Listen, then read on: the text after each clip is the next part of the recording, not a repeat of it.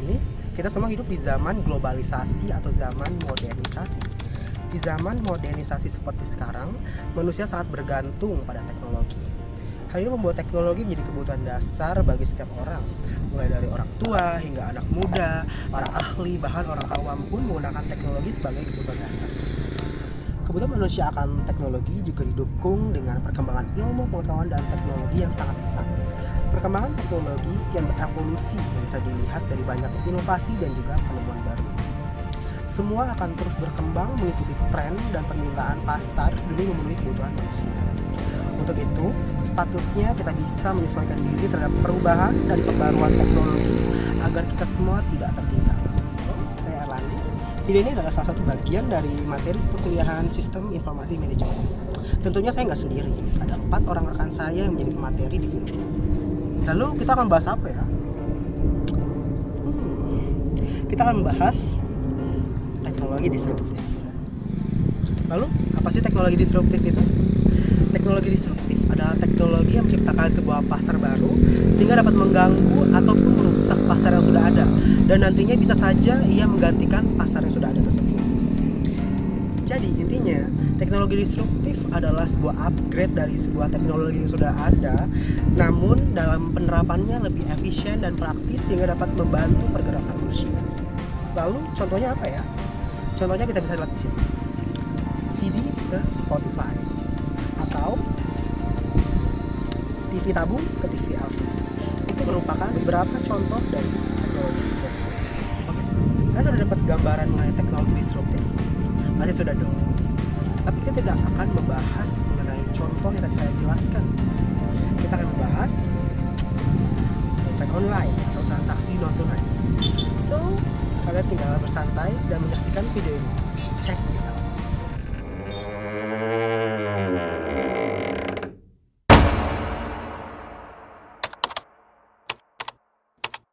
Perkenalkan, nama saya Christine Erikawati. Di sini saya akan menjelaskan tentang sistem pembayaran dan sejarah singkatnya. Terlebih dahulu, kita harus mengetahui mengenai sistem pembayaran yang ada. Sistem pembayaran sendiri yaitu suatu aktivitas yang dilakukan untuk memindahkan sejumlah dana dengan guna memenuhi suatu kewajiban tertentu. Sistem pembayaran berevolusi kian pesat mengikuti pergerakan teknologi. Awal mula transaksi pembayaran yang dikenal sebagai sistem barter atau pertukaran barang, namun karena faktor kesepakatan nilai tukar maka terjadinyalah perkembangan sistem pembayaran. Mulai dari uang komoditas, uang kerang, hingga uang logam dan kulit. Akhirnya, setelah kesemua jenis uang tersebut tidak dapat lagi memenuhi nilai pertukaran yang diinginkan, maka lahirlah uang kertas sebagai alat pembayaran. Uang kertas adalah jenis alat tukar yang masih digunakan hingga saat ini, atau kita bisa menyebutnya sebagai transaksi tunai. Namun transaksi tunai dirasa masih belum bisa mengimbangi kebutuhan transaksi keuangan masa kini. Maka dari itu, inovasi-inovasi akan terus bergulir mengikuti alur waktu. Seperti munculnya sistem transfer elektronik menjadi awal akan terbitnya pembayaran non-tunai. Selain itu, hal ini menandai perkembangan metode pembayaran di Indonesia, di mana ada banyak orang yang menggunakannya. Itulah sejarah singkat mengenai evolusi dari sistem pembayaran yang terjadi di dunia maupun di Indonesia. Terima kasih.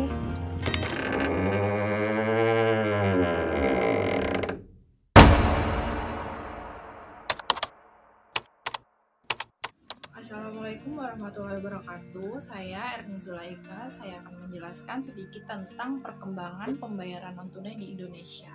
Nah, untuk di Indonesia sendiri sebenarnya baru populer di tahun 2014 karena adanya Gerakan Nasional Non-Tunai atau GNNT.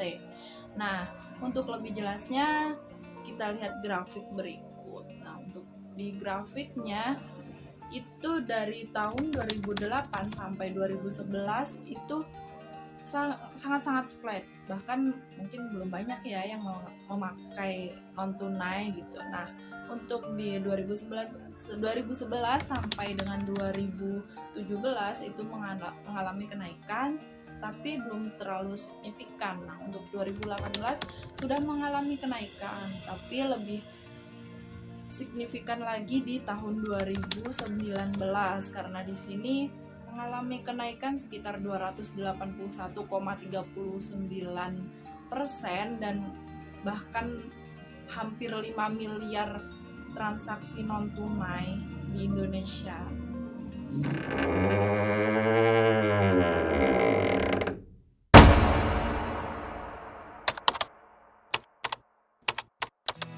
Assalamualaikum warahmatullahi wabarakatuh. Perkenalkan, nama saya Kivita Sari. Saya akan menjelaskan mengenai dompet online, sistem pembayaran non-tunai yang sedang populer. Setelah kita mengetahui bentuk pembayaran non-tunai dan grafik perkembangan penggunaan transaksi tersebut, maka kita akan fokuskan kepada teknologi yang mengedepankan kemudahan transaksi via mobile, yaitu e-money berupa OVO, GoPay, dan Link Aja, atau yang bisa kita sebut non-tunai berbasis server. E-money berbasis server atau dompet online ini ialah jenis pelayanan pembayaran atau bertransaksi online yang berbasis kepada aplikasi pintar yang tujuan utamanya dapat memudahkan penggunanya dalam bertransaksi secara fleksibel. Teknologi ini dapat memudahkan kita dalam bertransaksi seperti untuk membeli barang secara online, membayar tagihan, platform pembayaran premi asuransi, dan tagihan sekolah hingga hal kecil seperti membeli pulsa. Maka dari itu, penggunaan uang tunai dapat diminimalkan dan hanya fokus kepada hal-hal sederhana atau mendesak saja, seperti pembayaran di warung kelontong, pasar tradisional, atau hal mendesak seperti membayar kontrakan dan sebagainya.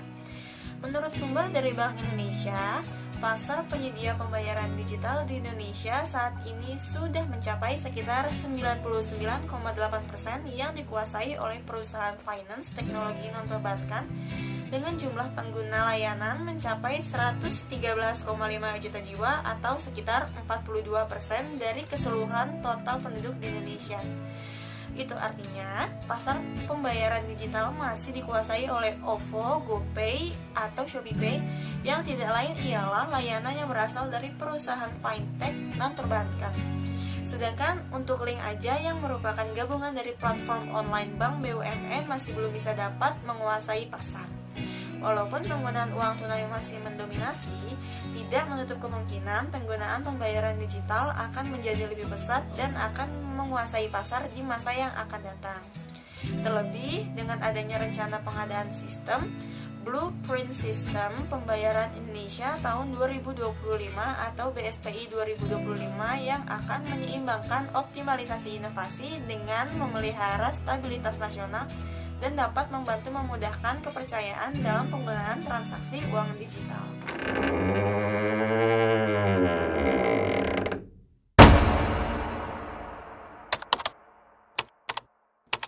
Assalamualaikum warahmatullahi wabarakatuh. Perkenalkan, nama saya Indri Febrian. Di sini saya akan menjelaskan tentang kelebihan serta kekurangan dari sistem pembayaran non tunai.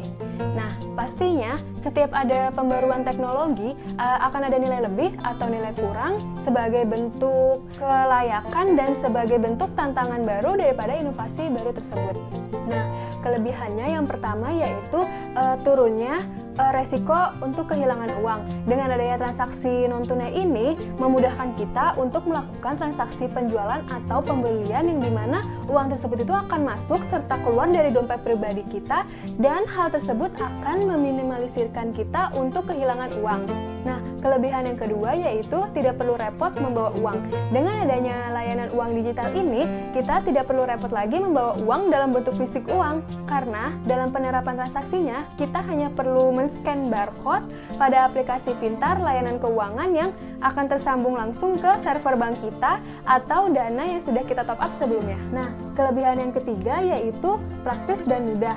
Hanya dengan sekali sentuh, kita sudah berhasil melakukan transaksi dan tanpa perlu mengantri serta menunggu uang kembalian. Kelebihan yang keempat yaitu terdokumentasi atau dapat membantu kita dalam merinci pengeluaran karena semua transaksi yang kita lakukan itu sudah terekam di server. Kelebihan yang kelima yaitu efektif serta efisien dalam segala transaksi yang ada. Yang keenam yaitu lebih murah, bahkan banyak promo yang ditawarkan oleh perusahaan aplikasi uang pintar ini. Nah, yang ketujuh atau yang terakhir yaitu meningkatkan produktivitas perekonomian. Nah, itu dia kelebihan-kelebihan dari penggunaan uang digital. Lalu, kekurangannya apa? Nah, kekurangannya yang pertama itu dapat menimbulkan inflasi atau kenaikan harga secara umum dan terus-menerus. Yang kedua yaitu turunnya permintaan akan uang tunai. Lalu kekurangan yang ketiga yaitu tidak dapat digunakan di semua atau di seluruh toko offline karena sebagian toko offline masih menggunakan sistem uang tunai. Nah, kekurangan yang keempat yaitu konsumtif. Karena mudah, praktis, dan banyak promonya, maka konsumen akan membeli barang promoan tersebut walaupun barang tersebut itu tidak dibutuhkan oleh konsumen, sehingga konsumen akan menjadi lebih konsumtif serta boros. Yang kelima yaitu lahan bisnis yang hilang. Dengan kemudahan akses bertransaksi, konsumen itu akan memilih untuk membeli kebutuhan hidupnya itu secara digital. Keenam ini yaitu masalah jaringan.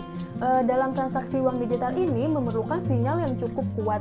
Jika tidak memadai sinyalnya atau jelek koneksinya, maka proses transaksinya akan terhambat atau bisa gagal. Nah, yang ketujuh atau yang terakhir ini tuh yang paling bahaya banget, yaitu serangan cyber. Serangan cyber ini tuh dapat meretas atau membobol dompet digital kita.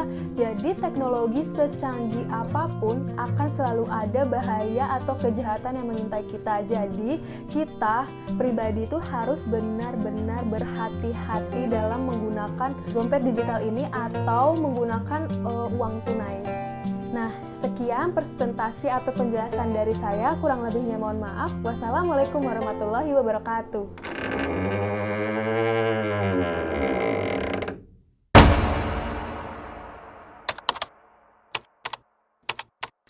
Kembali lagi dengan saya Erlandi. Bagaimana dengan videonya? Apa yang kalian dapat dari video ini? Semoga video ini bisa menjadi referensi dan juga penambah wawasan kalian ya. But wait, setiap video materi pasti akan ada kesimpulannya. Lalu kesimpulan apa yang akan kita ambil dari video? Baik, kesimpulan dari kita semua adalah sebenarnya walaupun terkesan menghancurkan komoditas pasar yang sudah ada, teknologi disruptif bisa dikategorikan sebagai sesuatu upgradean yang dimana dapat membantu pergerakan manusia sebagai controllernya. Jadi, baik atau buruknya teknologi disruptif ini sebenarnya menunjukkan bahwa dunia ini adalah dinamis atau berubah-ubah. Tinggal kita yang bisa menyesuaikannya atau tidak.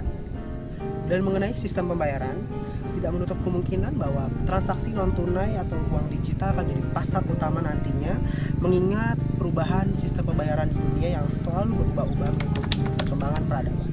Baik, demikian video materi yang bisa kita sampaikan. Semoga apa yang ada dalam materi ini bisa diterima dengan baik dan juga bisa menjadi wawasan baru bagi kalian. Terima kasih, God bless you.